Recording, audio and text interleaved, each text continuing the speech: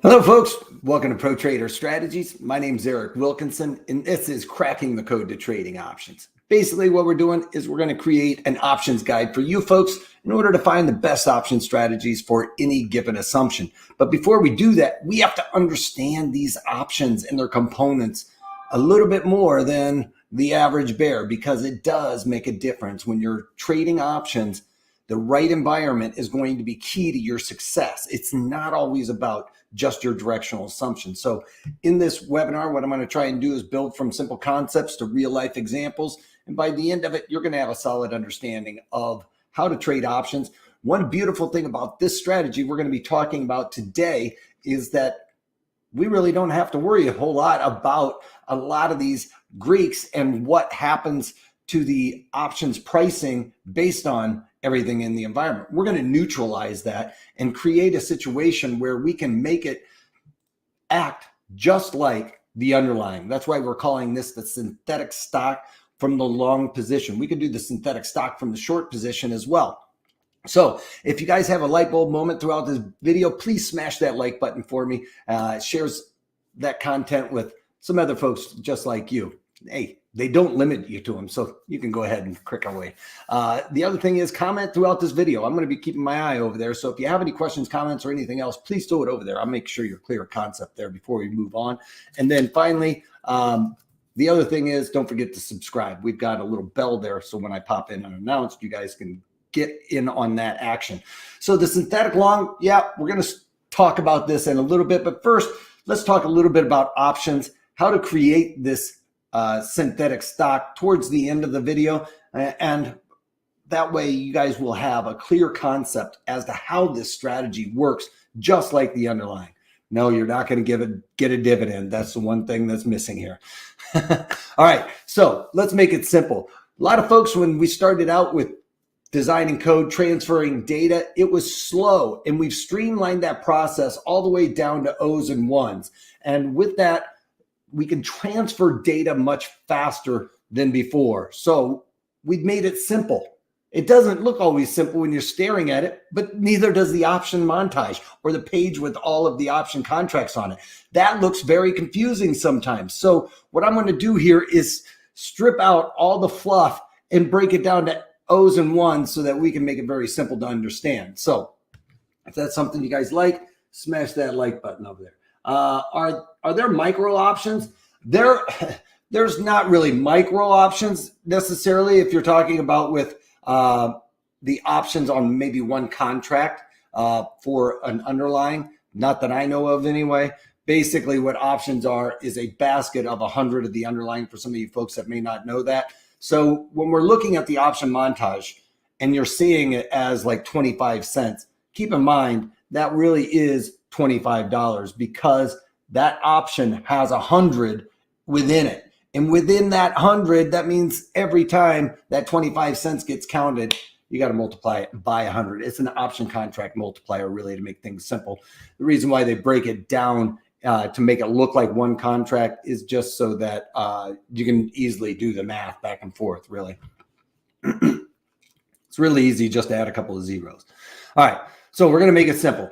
And bringing it back to a simple concept, if you bought a house in the past couple of years or in the past 6-8 months, you've known what's happened to your home prices. They have gone up, but in the past, we have seen home prices go down, right? We've seen them skyrocket up and then flip and go straight back down. So even though most people are considering home price or homes, those values always going up, well, folks, just in the recent past, we've seen home prices shoot up in value and then literally almost shoot back down. So what I'm kind of getting at here is that if you bought a house ever, for that matter, in the last 10 years, folks are always saying that's a great investment, but we've seen prices go down. So that's not always considered a great investment, right? When prices go down. So how do we know when we buy that house low and sell it high?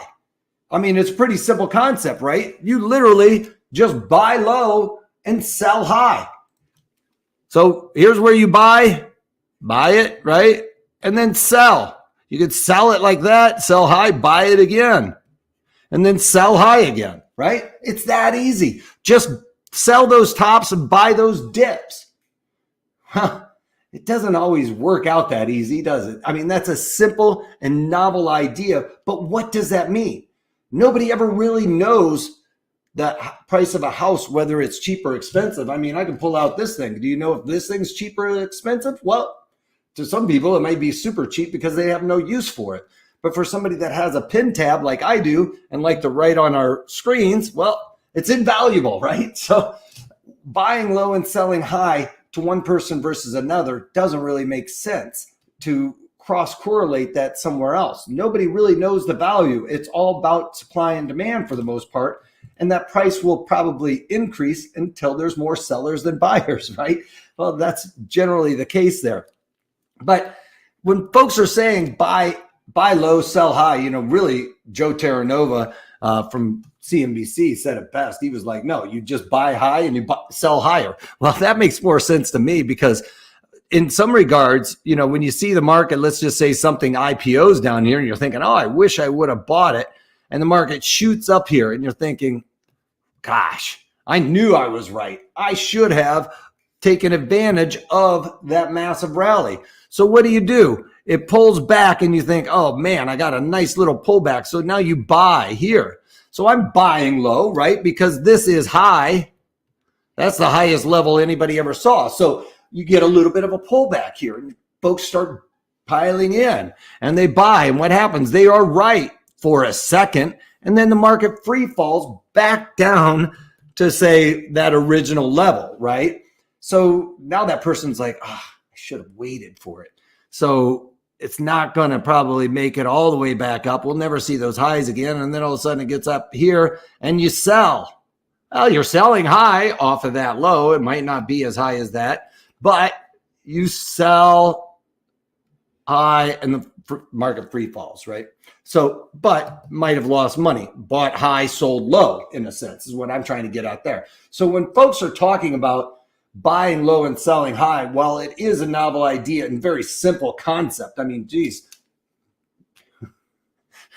but we don't always know what that level is. It's only what we feel like is cheap that in the markets, that's what really drives us. I mean, with some strikes or some underlyings, we see those underlyings with 20 multiples and folks will still say that's cheap.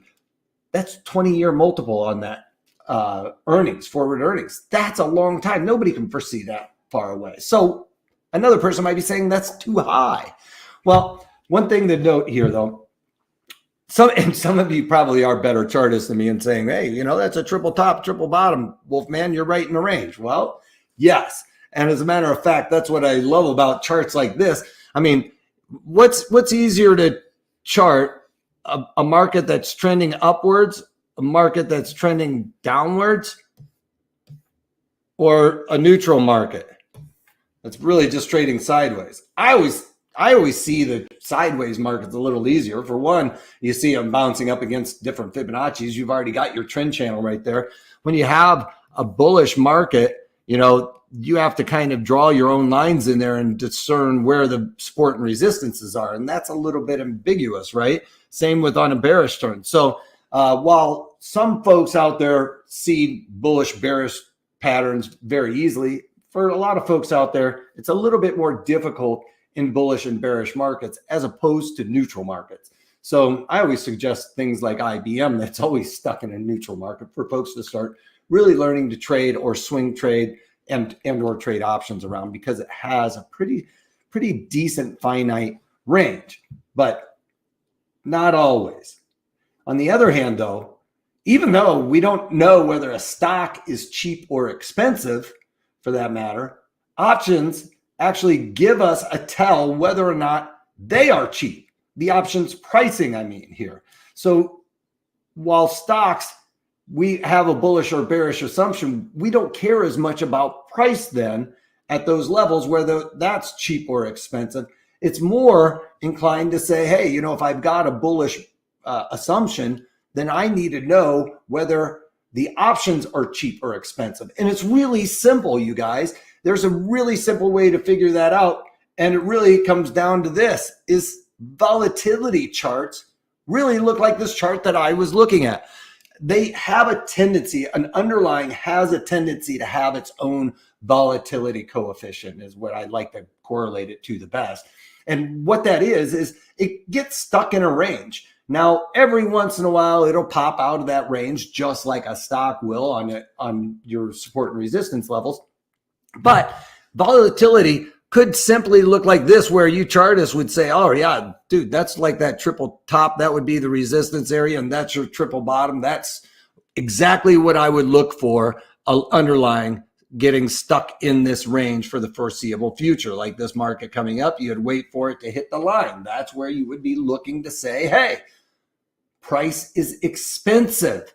So volatility, it's not telling you the exact prices of the options, but what it does is it gives you the first indication as just by looking at this. If I were looking at this, it doesn't matter what stock it is, X, Y, Z, A, B, C, I don't care.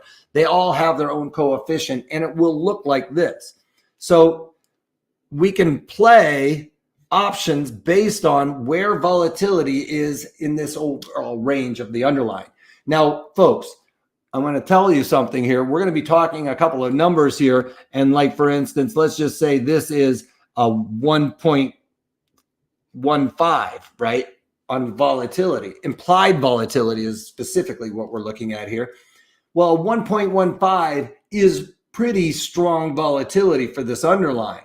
So if I was going to look at XYZ and see that its implied volatility is 1.15, and then I look at ABC and its volatility is 0.30, what does that tell you? Zero. It doesn't tell you anything, folks. It tells you nothing. All it tells you is if I can look at this chart and see that this whatever is 1.15, that is a high volatility coefficient for that underlying, all right, for XYZ. But we haven't charted ABC, so we don't know what that means for ABC. We need to see what 0.30 is charted against what ABC's volatility has been in the past, okay? Because if it's stuck in a sideways range, right, when that underlying price or volatility moves and touches that high mark, we can look at a chart and say, those are the highest prices this underlying seen, all right? And why can we say that? Because volatility is one of the few Greeks that fluctuates at any given time. Now, yes, we could say the underlying is moving up and down all the time, right? All right, that's not what I'm arguing here.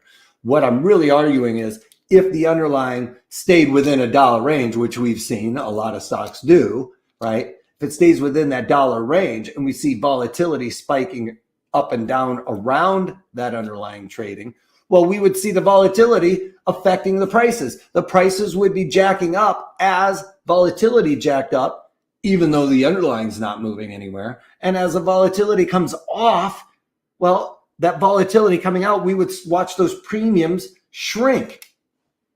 Not because the underlying is moving anywhere, all right? And we're talking about moments in time here. I'm not talking about going days and weeks, but just over the period, moments in time here in the next 5-10 minutes, if we saw volatility starting to spike for this underlying, we would immediately know that prices were going up in the options, okay? But it will break out even in a real life example here. It doesn't matter what this underlying is. What you want to do is try and capture the range of this underlying. Now, I like to go and snapshot the last 6 months, but I'll show you examples where you can see that this underlying will stay within a pretty tight area for itself for the last 5 years or so.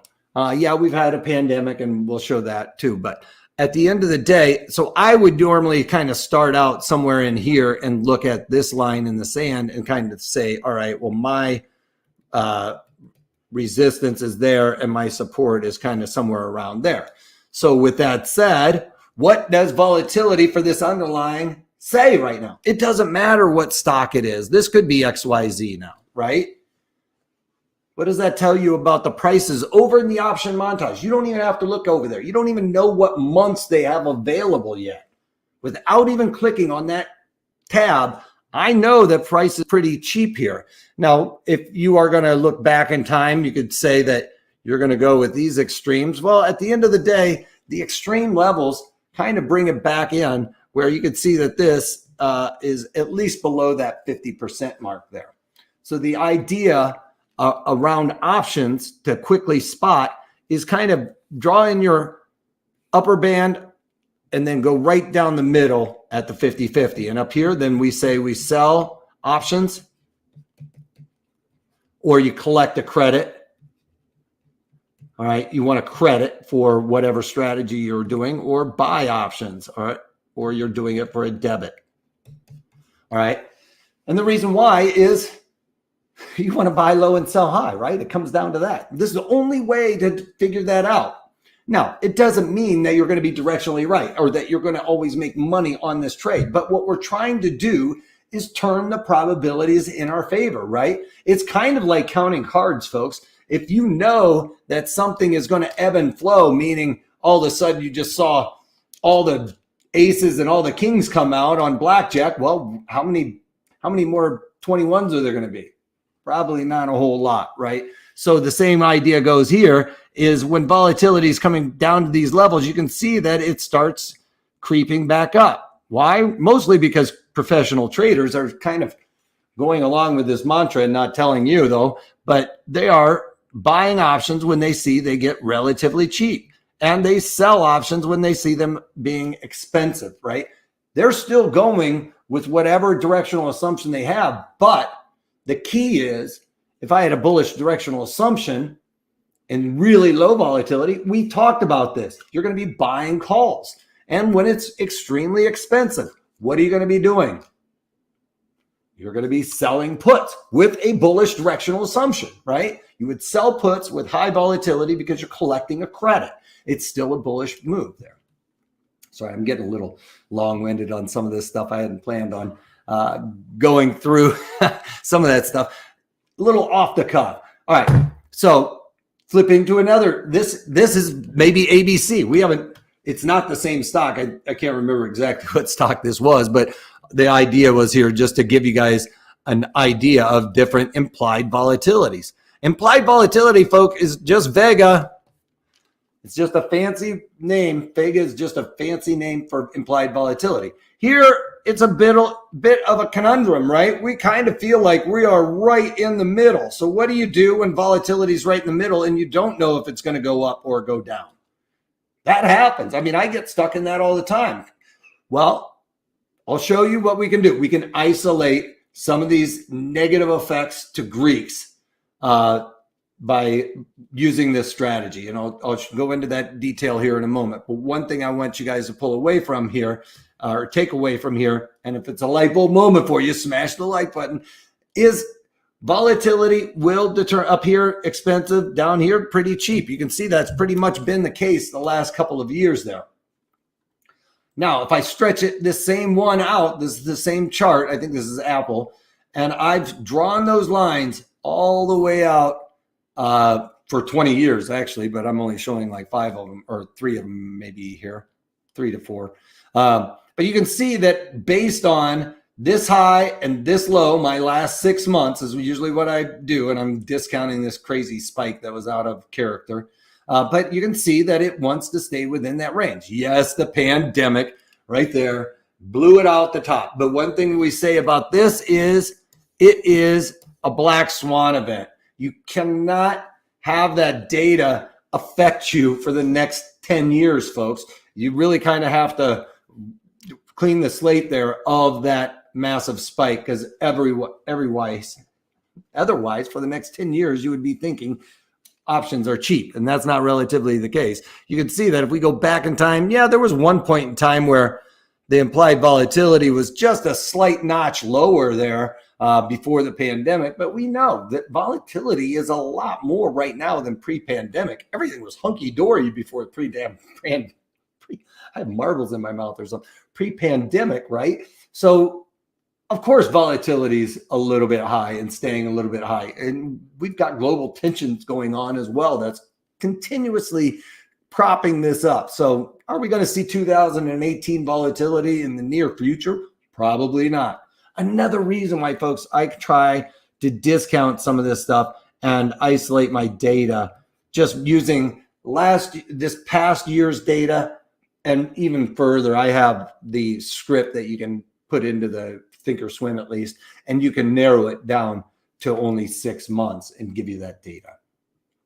So let's take a look at this one. This is our Apple example. I'm going to be looking at Apple. I mean, who doesn't want to buy Apple, right? I talked about this in the daily market commentaries, folks, or my spot the trade videos. We were at the highs there, and I talked about how we were going to see tech sector make a nice big correction, more so than probably the Dow Jones and the E-mini S&Ps. More folks were going to be putting money into the Dow. Why? Because they didn't gain as much. I mean, they weren't getting those 20 PE ratios. At least most of them weren't. So with that said, a lot of folks have done those sector rotations, and that is a good opportunity for folks like us that want to add tech, because that's already beaten up. I mean, Apple's way down to a point of control that we can take a look at. So idea is, you can draw your lines in based on the top one and go all the way across. I like to kind of narrow it down and go maybe more of the last 6 months in a sense. But in that, we can see that 0.29. You see that number 0.2993. Okay. Well, you multiply it by 100 and you get 29.93%, right? So when you hear us talking about implied volatility and things like that, it is in a percentage term. So you only have to move the decimal a couple of places. So 29% or 30%, we could call it, is where this current underlying is. Now with Vega says that if we increase the percent by 1 percentage point, and all the Greeks, you guys, are just based on a move forward or an advancement. If volatility increases by 1%, then all the premiums across the board in the option montage increase. Price of options increases by that correlated number. So if my Vega was, let's just say 0.10, if the underlying increased by one, or the Vega increased by 1 percentage point, all my options that had a 0.1 Vega would increase by that 10 cents. All right. So if it was $1, it would now be $1.10. And that's with XYZ not moving a penny. All right. We can strip that out and narrow it down. So, I mean, I hate to beat a dead horse, but seriously, folks, volatility is what drives the pricing. And volatility affects further duration options more. Affects the at-the-monies across the board, but the nearer duration options are not going to get that bump on a 1 percentage point move as the options that are way out in time. All right. So options affect further duration. Why? Why would options be affected by volatility more in time? Does that make sense? Well, because the further out you have to look in time, the more vague it is, right? So that's where that volatility is. If I'm unsure or I'm nervous, that means there's volatility there, right? So when you're 2 or 3 days away from expiration and those options are going to go away, you aren't too concerned. Why? Because I can't see it moving 50 points in 2 days. Whereas if I'm looking 100 days out, it could probably move 50 points in 100 days, right? So if volatility is expanding, I want it to help me, all right? So when you're buying options, you want to get further out, or buying options, you want to get further out in time, all right? That way you buy low, that volatility affects your options, they increase in value, right? And when you have super high volatility, you want something else on your side, and that's a thief, because you sell something super expensive. What do you want it to do? You want it to free fall in value. If it free falls in value after you've sold it, you could scoop it back up for pennies, right? And so as volatility starts coming out of those really pumped up premiums, we'll see those prices go down, and then exacerbated by Theta, that thief in the night that comes and steals our premium. He will help lower those prices as well by taking fistfuls of money.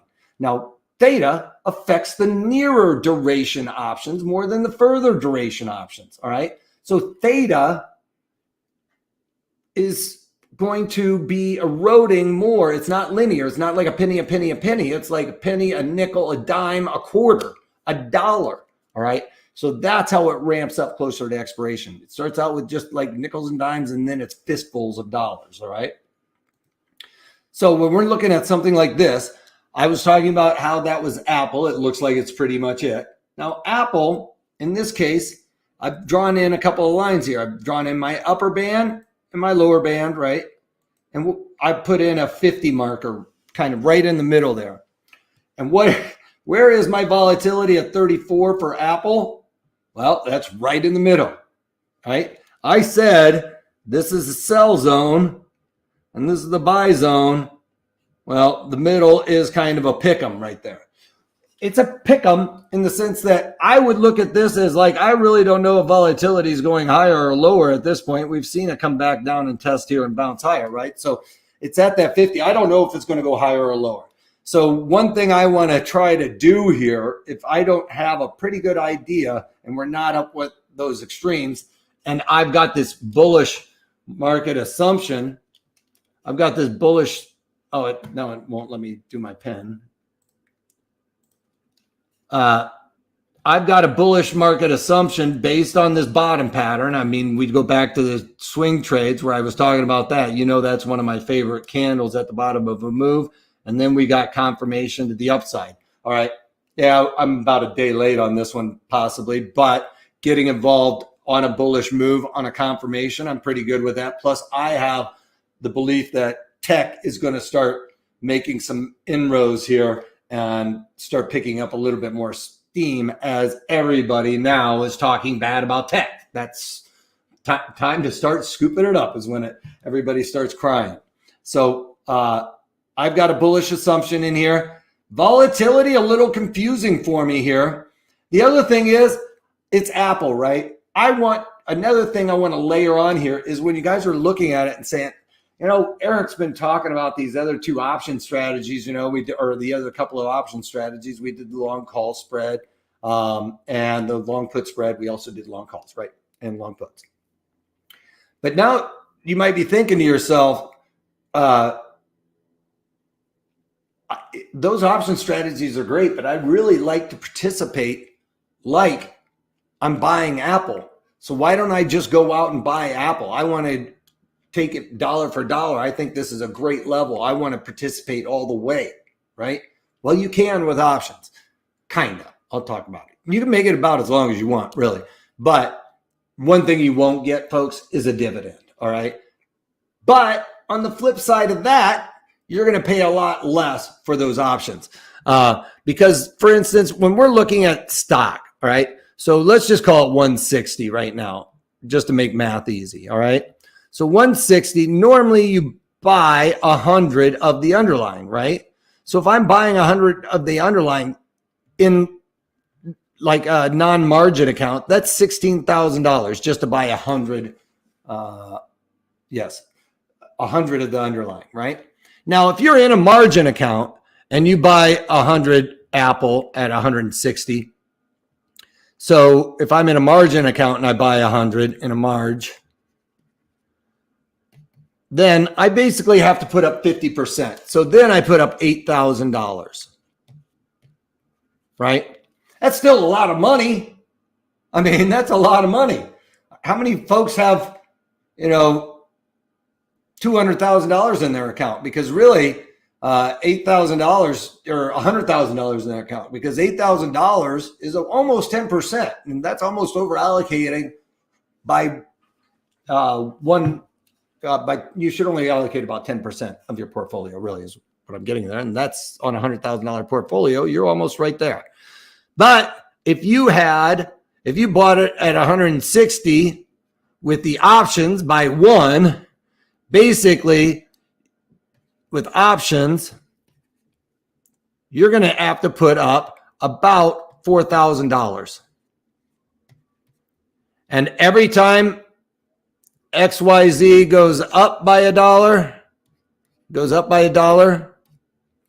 This one increases by $1. This one increases by $1. And this one increases by $1. The way I'm going to build it out for you guys. Okay. So, and remember with this option, it's one option. But because of that option, that one option has 100 of the underlying in it. Well, that's why you get it to act just like the underlying. Okay. So we're going to play that to the upside, or at least I'm going to play that to the upside based on all those assumptions I came up with. I don't know why I came up with this. All right. So real quick, little bit of review. I want to go also talk about a couple of things. I want to talk about, I didn't want that. All right. You don't have to worry about the Greeks. All right. Or the,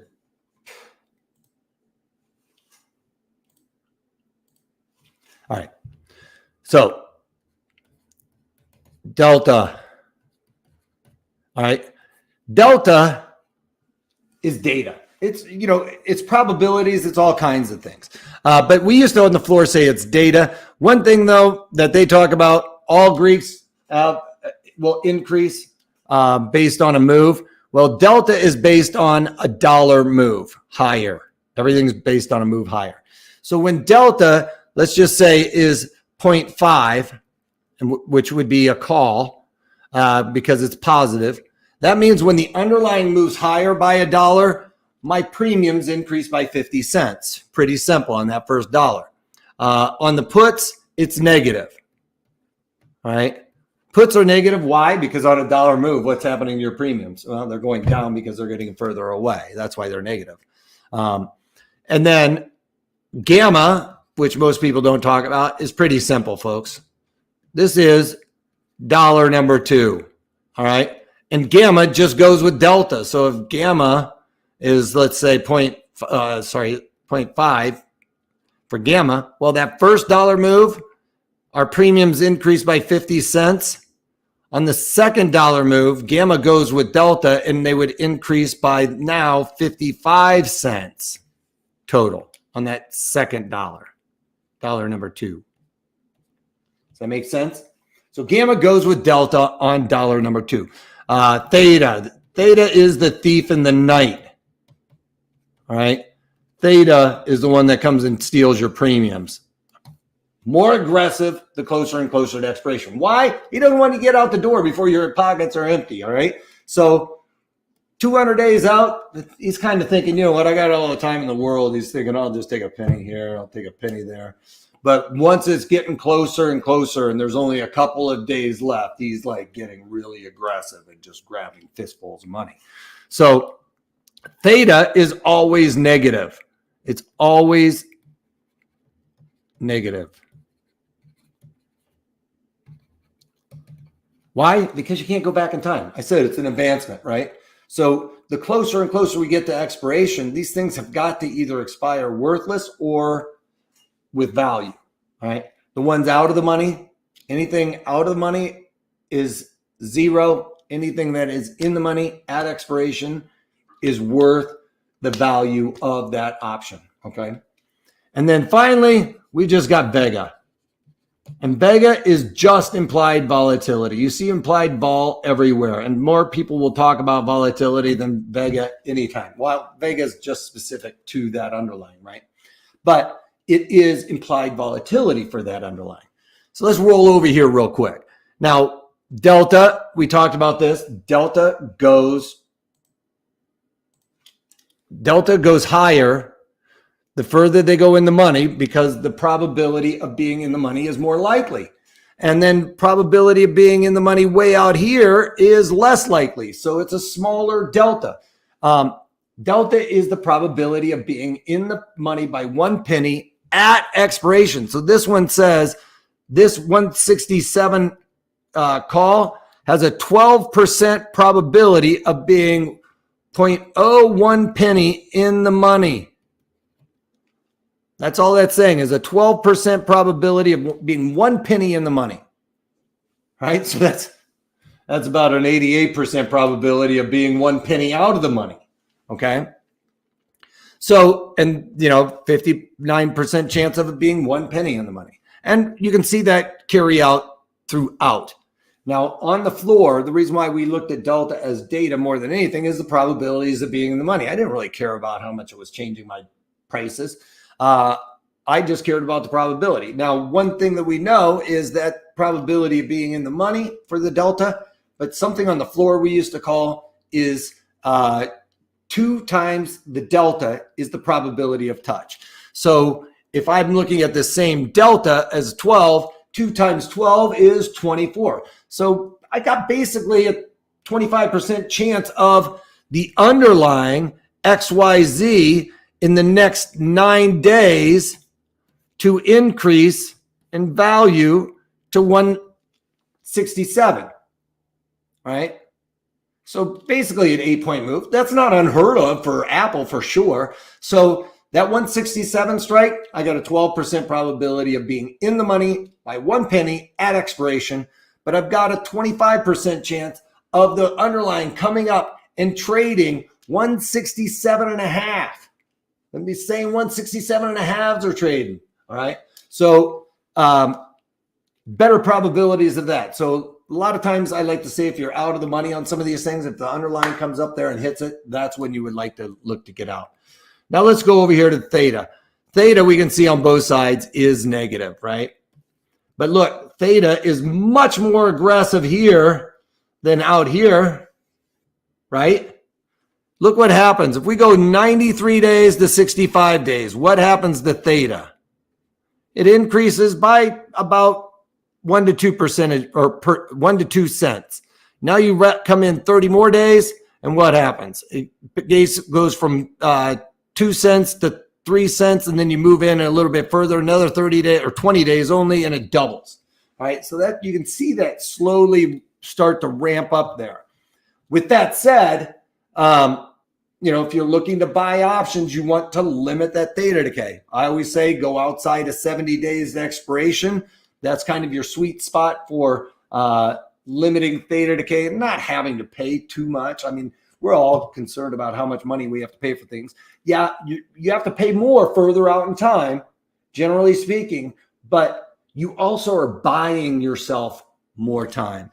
And if you can limit theta decay, that allows you to be in this a lot more anyway, right? Because you're not feeling like you're losing money every day and feeling that angst of what is it? What's the word I'm looking for? The energy, I guess, is the worst word I can think of right now. So I closed down the 90 days, and just to show you, because those 90 days were about 5 cents. Well, look, we go out further, another 30 days from those, and it's still only 5 cents. So you can see that really slowed down going further out. So that's kind of my catalyst for jumping a little bit further out there. Plus, with this strategy, I am going to eliminate all the Greeks. All right? Kind of. All right, first off, let's talk about this. When we are buying something, right, we're buying it. If I'm buying a positive, I get a positive, right? If I buy a negative, it's a negative. What if I sell a negative? It becomes a positive, right? What if I have a positive and a negative? They offset, right? So with this strategy, if I look to buy, because what we're trying to do is create a synthetic long strategy, which is going to make this underlying act or make this strategy act like the underlying. So right now we're looking at 159.59 as that last trade. All right. So if I'm going to buy the calls, so I'm going to buy a call here right at the 155 strike. That's a plus 59 delta. Means when I buy this call, if the underlying moves up by $1, my premiums increase by $1, right? Or if the underlying moves by $1 and I've got a 59 delta, then these calls will increase by 59 cents, right? Is the terminology synthetic stock due to the call behaving as a stock? The whole strategy, the way we package this strategy, it creates a strategy that will benefit $1 for every dollar the underlying goes up, or we will lose $1 for every dollar the underlying goes down. So it acts exactly like as if you went out and bought 100 of the underlying. I mean, if you do a one lot in the contract, like this strategy would act like I had 100 of the underlying. So if I buy this call, that call alone will increase by 59 cents on that first dollar move, right? Now, what if I sell a put over here?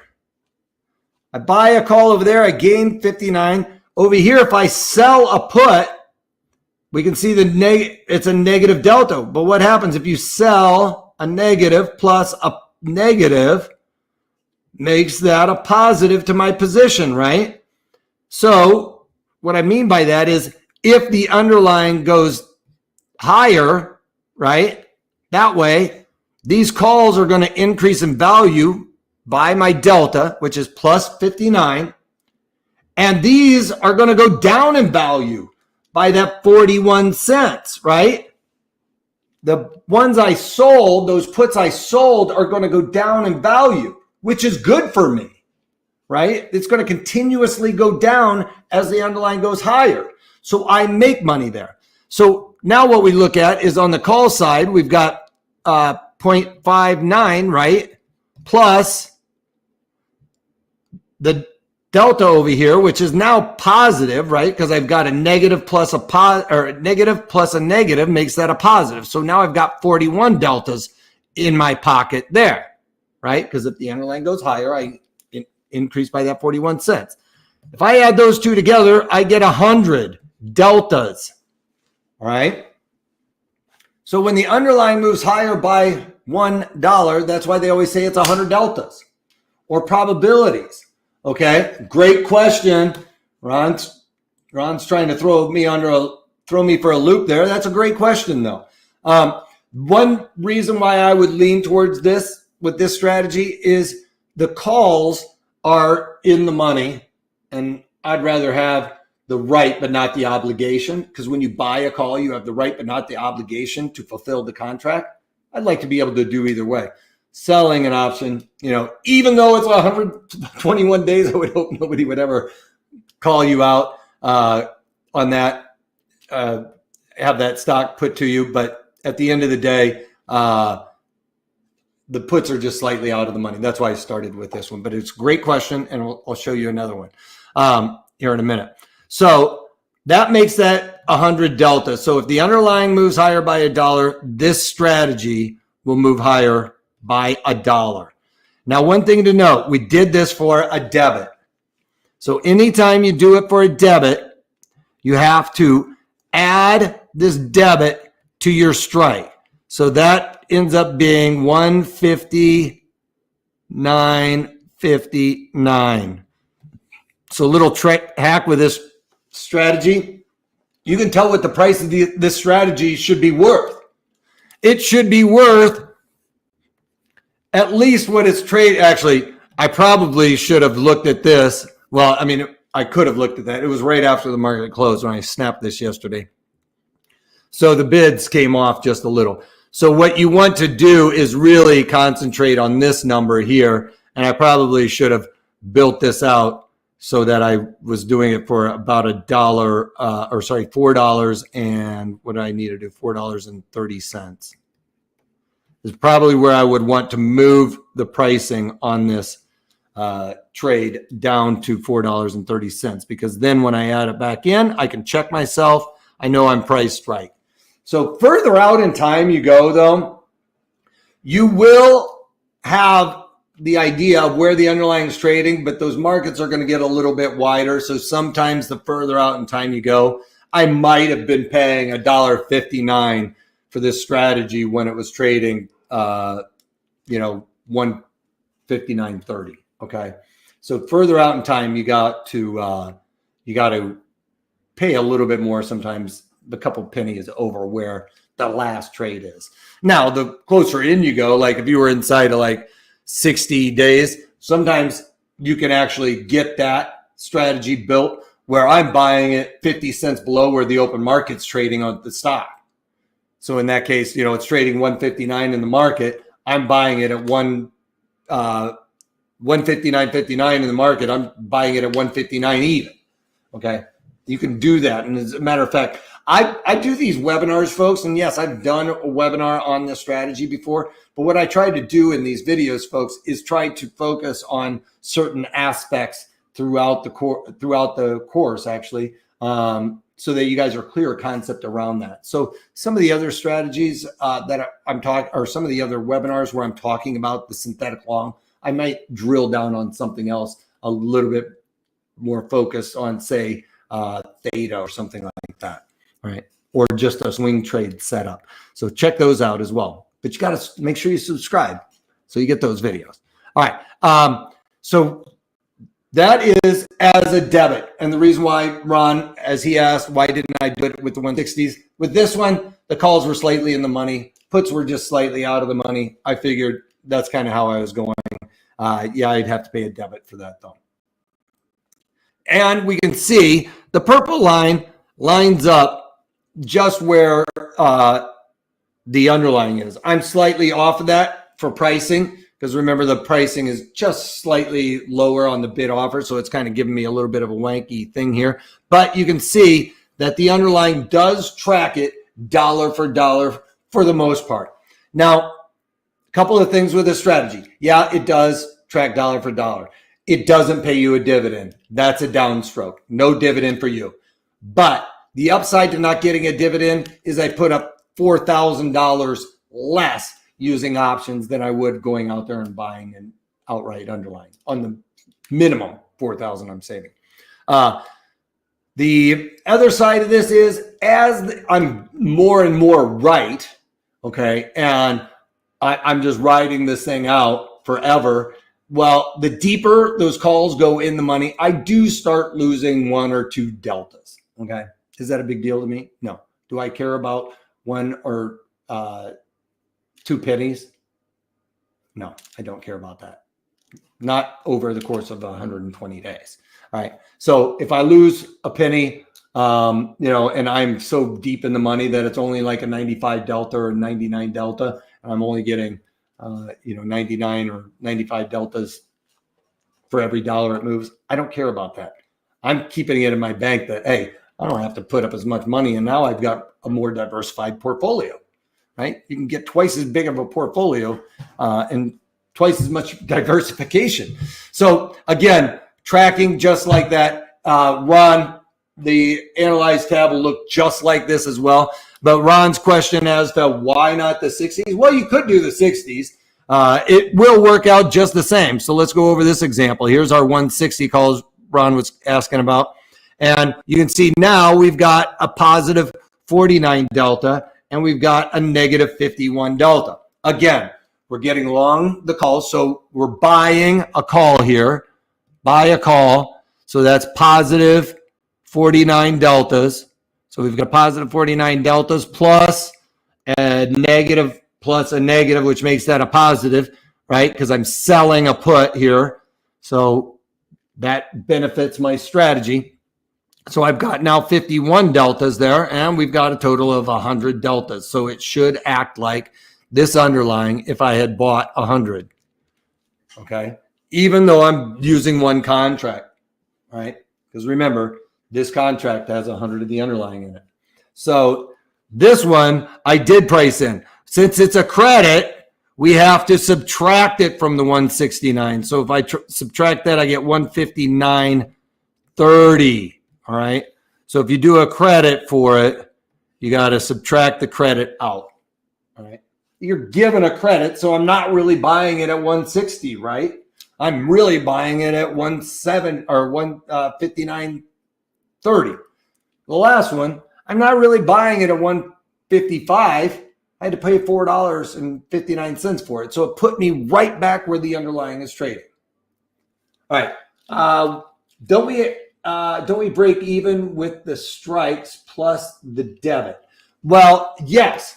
Great question. Don't we break even with a price plus the debit? Yes, you do. As a matter of fact, I'll go back. Because, let me erase all this. So your question is a great question. Like when people talk about buying calls here, they're saying, oh, I get long at 155. And that's true. Like if I rode this strategy out, my calls were deep in the money. Let's just say Apple's trading 200, right? Those calls are deep in the money. They're very valuable, right? So in that case, I would have made money on it. I guess I don't know where I was going with that story. So, but I guess what I'm trying to say is that in the money options are going to be more expensive. This one being in the money, it has value, right? Because the underlying, if I could buy it at 155, I'd buy it at 155 all day. But nobody ever lets you do that because everybody's pricing it correctly.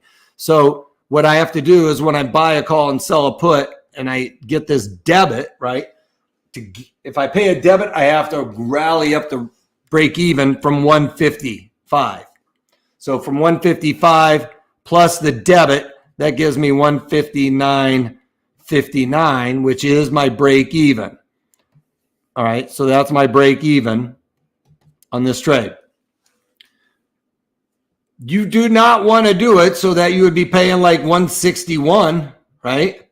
When the underlying's trading 159, because in that case, it doesn't make sense. You're paying way over it. The idea here is to create it so that we're doing as well, if not better, because there's no reason to go through all of it. But one last thing I want to talk about with this before we go, because I want to talk about something really important with this strategy. No, I don't want to do that. I just want to erase everything. So don't go anywhere. And before you go, smash that like button. They don't limit you. They aren't like keeping them from you. All right. So what we're going to talk about here. So we talked about how Delta works with this, right? Buy a call, the Delta we're clear on, I hope. Sell a put. Go back to this one. So if I buy a call, I'm not going to worry about Gamma because we can see Gamma offsets, right? It's Gamma goes with Delta on the second dollar. We know that. So those are going to kind of work together. Now, Theta, I bought a negative 5 cent Theta, meaning I buy this call, my premiums are going to go down every single night by a nickel. Well, remember I sold this put. What happens over here? My premiums go down by a nickel every single night. So those two offset, right? So I don't have to worry about that because they offset. Theta on the puts is helping me. Theta on the calls is hurting me.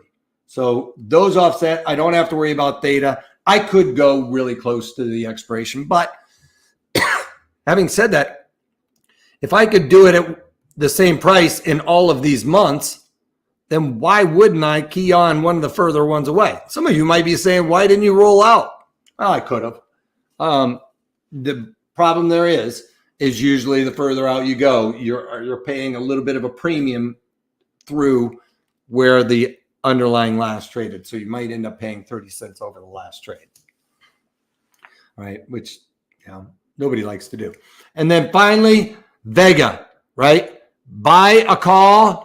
Vega goes up, that helps. That's good. Vega goes up, that helps.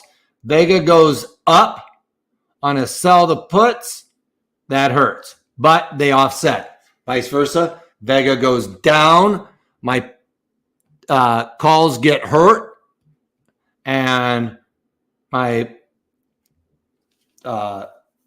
puts get helped, right? So literally what we do, we basically isolated all of the Greeks except for Delta, which we wanted to focus on, right? We wanted to create a situation where we had 100 of the underlying, and that's what we've done. By buying 59 Deltas here and then selling 41 Deltas to help my puts, that's a total of 100. So every time this underlying moves up by $1, if this goes up, say $1, right? This will increase by 59 cents, and this one will decrease by 41 cents. So what happens to my position on those 155 strikes? Well, the calls go up in value, the puts go down in value. So, the puts would go down in value, helping me out. Calls go up in value, helping me out. Puts go down in value. I sold those. That helps me out. Does that make sense for everybody? So a lot of you in here not smashing that like button right now. I'm watching you guys. Good comments, though. I like the comment. Oh, in a small account, what about buying out of the money put? Not so much for protection, but for reduced margin. In a small account, what about buying an out of the money put? Now, are you saying buy an out of the money put, but not based on a bullish assumption? Or are you saying buy an out of the money put down here? That's actually a good question. You could buy an out of the money put, somewhere down here. I would say to try and go, pretty far out of the money, really. I'd try and go to, single digits, less than a 10 delta to define that risk. Because remember, if I were to buy this one, I'm increasing the strategy by $2.40, right? So I'd have to add $2.40 to this. And then that makes that $7, right? So now where's my break even? 155 plus the $7, it'd be 162, right? So your increase, it's fine to do, and I have no problem with folks doing that. As a matter of fact, would likely encourage that, especially on a massive long duration one. But yeah, you absolutely can go down there, buy something around that 10 delta, something really low probability of being in the money. And yeah, definitely could play that out that way. And then this one, because you're getting a credit, you have to subtract it. And that's all I got for you guys. This is the options course that you guys can take advantage of right now. I'll throw this over in the chat window for you folks so you guys can do that. Take advantage of that there. So the link is in the window. Hot link on this doesn't work, so you're going to have to hit that link over there, I guess. But make sure you take advantage of this. Subscribe, hit the bell right next to that subscribe button, because I do unannounced videos throughout the day we call them spot the trade. So when we find opportunities, we're going to be looking for those and throwing them out to you guys. So make sure you guys take advantage of the entire course. You get every webinar I've done. So what I suggest to do is, like, if you're very interested in something like a synthetic long, watch a couple of the synthetic longs, because I do talk about different things in those videos. They aren't scripted at all. You guys drive the content. I mean, heck, you guys drove half this content. So make sure you guys are always commenting. I do circle back around, make sure folks that watch this a little bit later are up to speed on everything. And don't forget to hit that like button. All right, that's all I got for you guys. This is your offer. Last thing I want to do is thank you guys for participating. I got a link right there for you. You can take advantage of. If you have any questions, comments, or anything else, reach out to us at 310-598-6677 or trading@protraderstrategies.com. All right, that's all I got. Appreciate you guys all. Thanks for showing up today, and hope you guys had something to take away from it. When would you do this trade? If I had a bullish assumption, and I would want to be really bullish for one, worried about where volatility is going to go, right? So those are a couple of things. When you're right there in the middle, you want to isolate that volatility from really hurting you. And this is a great way to do it. We've offset volatility across the board there. So, and if you have a bullish assumption and an underlying, you would probably add to your portfolio. Maybe you don't have enough money to do that. A great strategy to do it. You can go further out in time and buy those options that have leaps where they were a couple of years long, so you could participate in Apple for a longer duration. I'm more of a shorter duration trader, so I'm going to lean towards those nearer options so I don't have to pay too high or through where the market is actually trading. All right. So why use such long duration? So that I can have time to be right. If I don't have to pay any more for that longer duration strategy than the nearer duration, why wouldn't I go out there in time and take advantage of the opportunity of having that time to be right? Because we don't always see that move happen just right away. But you can use the nearer duration options. Just know the pricing is probably going to be very similar, right? Check it out. Let me know. Reach out to me. If it doesn't look the same, reach out to me at tradingandprotraderstrategies.com. We'll check it out. All right. So that's all I got for you guys. Hope you enjoyed this. And if you can't take that, take it easy. Bye for now. Appreciate you all.